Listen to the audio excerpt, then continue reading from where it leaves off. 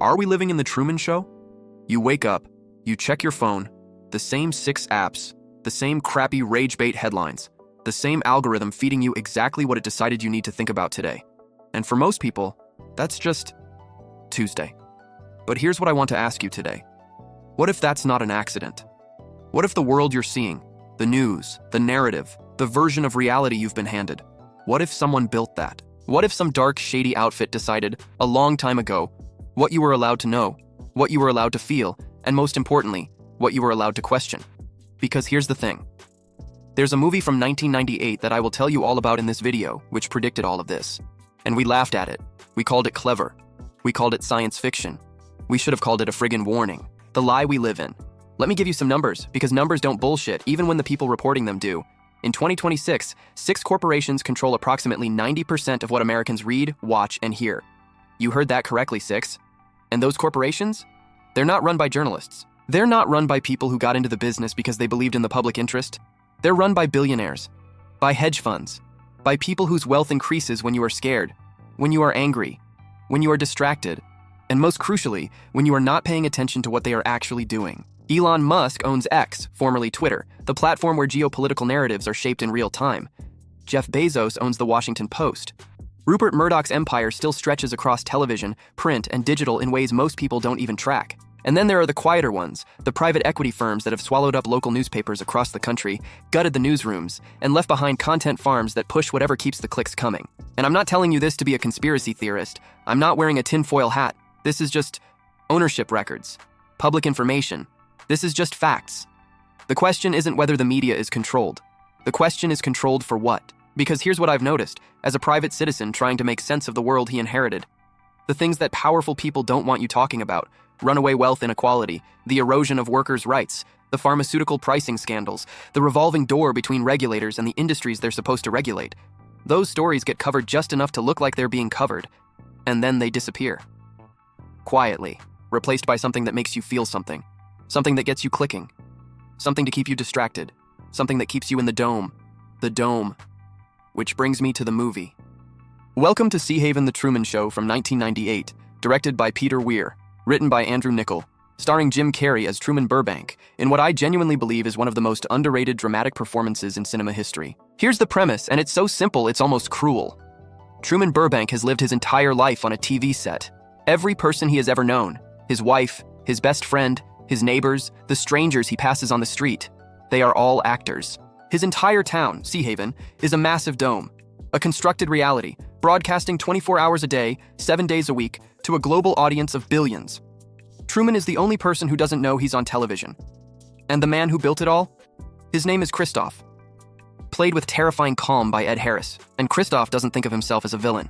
That's the scariest part. He thinks of himself as a creator, a protector. In one of the most chilling lines in the film, Christoph says, "We accept the reality of the world with which we're presented." Think about that sentence. Roll it around. Because it is not a line of dialogue. It is a thesis statement. It is the entire operating logic of power in 2026.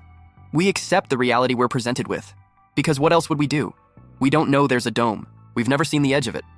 We've been told that out there beyond what they show us is either nothing or danger or chaos. So we stay, we scroll, we accept.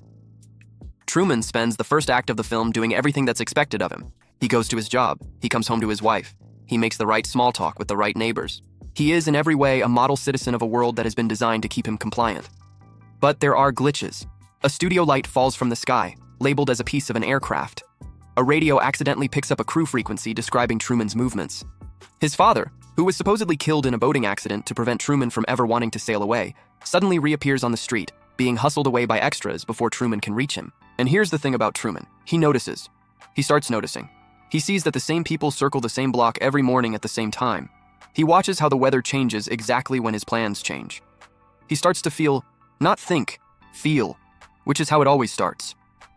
He starts to feel that something is wrong, that the world is performing for him rather than existing alongside him. There's a scene, one of the great scenes in modern cinema, where Truman drives to the edge of town and just sits there, staring at the horizon. And you can see it on Jim Carrey's face. Not fear, not certainty. Just the unbearable weight of a question forming. The question that, once you ask it, you can never unask. Is any of this real? The architects of your reality. So let's talk about Christoph.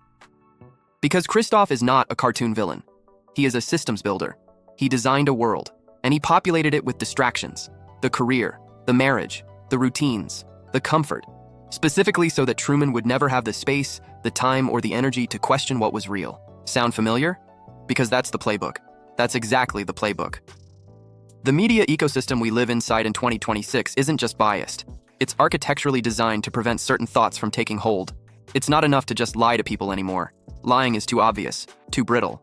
What you do instead is you drown people in volume. You give them so much content, so much noise, so much outrage, so much spectacle, that the signal never gets through. You keep them reacting, never reflecting. You keep them arguing with each other over the wedge issues while the structural issues go untouched. In The Truman Show, there's a brilliant detail. When Truman starts getting too close to the edge, when his curiosity starts becoming dangerous, Christoph doesn't use brute force to stop him.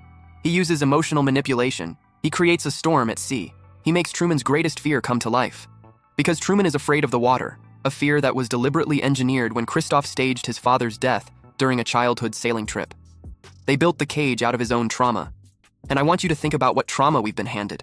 What fears have been engineered for us? The fear of the other, the fear of economic collapse, the fear of terrorism, the fear of being canceled, the fear of being wrong online. Every single one of those fears have been amplified far beyond their statistical reality by a media system that profits from your anxiety. Your fear is the storm at sea. And there is a Christoph still at the console, the dome in your pocket. Here's what the movie didn't predict, or maybe it did, and we just weren't ready to see it. In 1998, the dome was a physical structure, a set, a television broadcast. The audience was out there, and Truman was in here. In 2026, the dome is in your pocket, and there is no audience outside of it. We are all inside it. Social media didn't just change how we communicate, it changed how we think. And I'm not being hyperbolic. There is a substantial body of research showing that years of short-form content consumption, the TikToks, the Reels, the algorithmic scroll, have measurably degraded our capacity for sustained critical thought. Our attention spans, our ability to hold complexity, and our tolerance for ambiguity are all down, significantly. And that is not an accident, that is a feature. Because a population that cannot think in complex, sustained ways is a population that cannot organize, cannot resist, cannot demand accountability from the systems that govern them. Truman Burbank, at the end of the day, escapes because he reads the world. He notices patterns. He holds contradictions in his head long enough to see what they mean. He does the thing that we are losing the capacity to do. And when he finally makes it to the edge of the dome, when his sailboat hits the painted wall of the sky, there's this extraordinary moment. Christoph's voice comes down from above, like a god addressing his creation. He tells Truman that the world outside is dangerous, uncertain, and without his protection.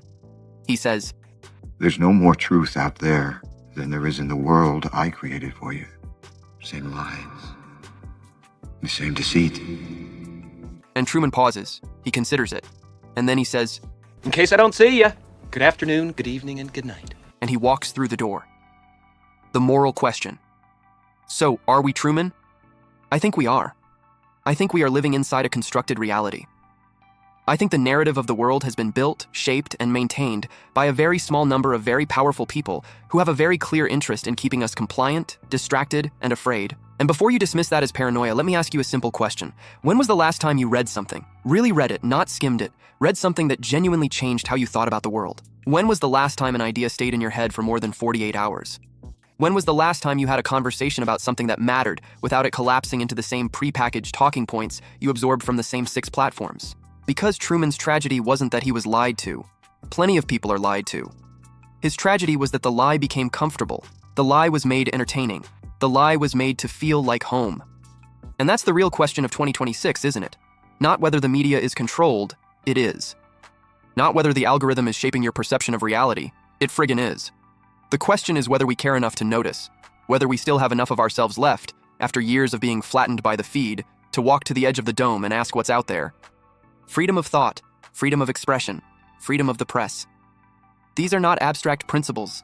They are the difference between living your life and being cast in someone else's production. And look, I'm old. I'm tired.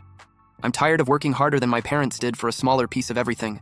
I'm tired of being told to be grateful for crumbs while the same media that tells me that is owned by the people eating the cake. I'm tired of performing contentment in a system that was never designed for me. But I'm not done asking questions. And I don't think you are either, because the door is still there. And the choice, the same choice Truman had to make in the cold dark with the voice of a god telling him to go back to safety, the choice is still ours. So, in case I don't see you. Good afternoon, good evening, and good night.